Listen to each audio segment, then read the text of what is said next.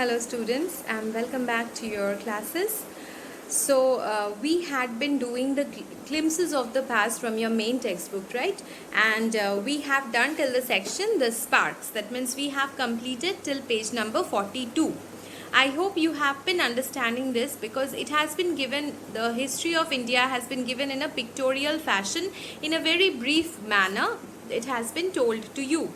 Probably in history, the subject history, you have already read about the entire course of events which led to the first war of independence, or which was previously, or the event which was previously called as the revolt of 1857. You already know about it most probably because you are reading in class 8, but this is an innovative way of making you know about it in literature. Okay, that is, literature gives you the story.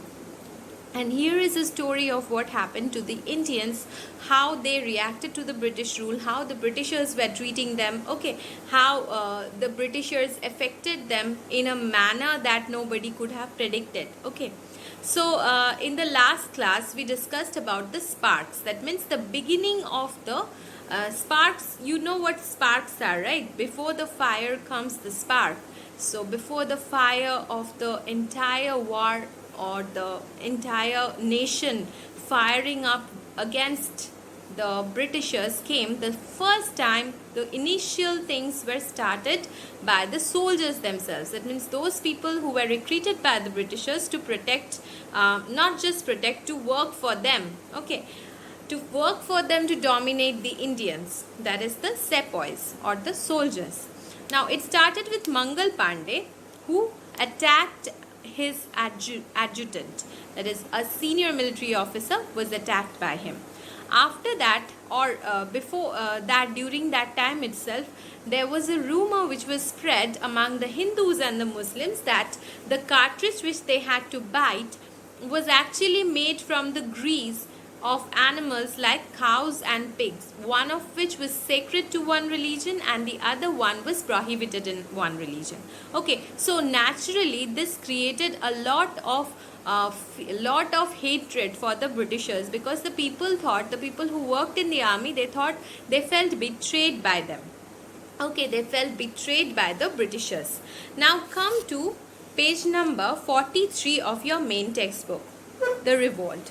It is written as revolt. Okay, so let us begin. Then there was a violent outbreak at Meerut. Look at the picture. There's a picture of a British soldier who is sitting up on a horse and he is being attacked on all sides by other Indians. Now another picture you can see, in that horse again another Britisher sitting and he is also being attacked. So it was a big outbreak. It was a very brutal and violent outbreak which happened at Meerut. The sepoys marched to Delhi. Long live our Emperor Bahadur Shah. So Bahadur Shah was the last Mughal emperor who was still alive. He was very, very old, okay, and he was not at all as capable as many of his predecessors were.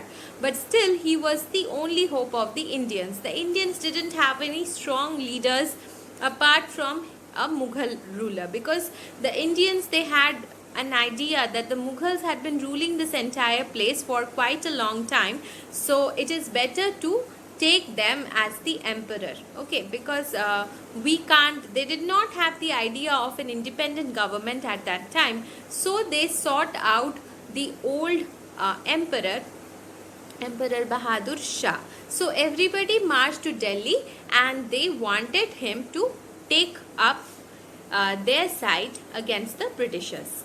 The rebellion spread wider. So it was the riots, the revolts which were happening, it was happening in a wider scale. Okay, means all parts of the country were being revved up in revolt. Everybody were firing up. Okay. Many landlords had lost their lands because of the British policies and they were sore. Okay, they were angry. Sore here means that they were hurt and they were angry by the Britishers, of the Britishers. So the landlords who had lost their lands because of the British policies, because of them, they had a lot of hidden anger and hatred about the British rule. Now since they got the opportunity at this time, they started revolting. They started joining in the riot. The white man's rule must end. Look, some people are talking to the landlord who is sitting in a chair, and one person is saying, the white man's rule must end. Okay, maybe one of the rioters was saying that we should end the Britishers. We should finish them completely from the Indian soil, let them drive them away from here. And the landlord said, yes, we will help you. That is, we will do whatever we can to help you. Now come to the next page. Many former rulers like Begum Hazrat Mahal of Lucknow were bitter. They were bitter with the Britishers. That means they were filled with contempt for them. They did not like the way the Britishers ruled them. The white man has taken away my kingdom, because as we already learned that the princely states, the queens and the kings who still had a little bit of land under their name, even they were dominated by the British policies, and most of the taxes that they took from the people had to be given away to the British government. So they were also very much angry with the Britishers.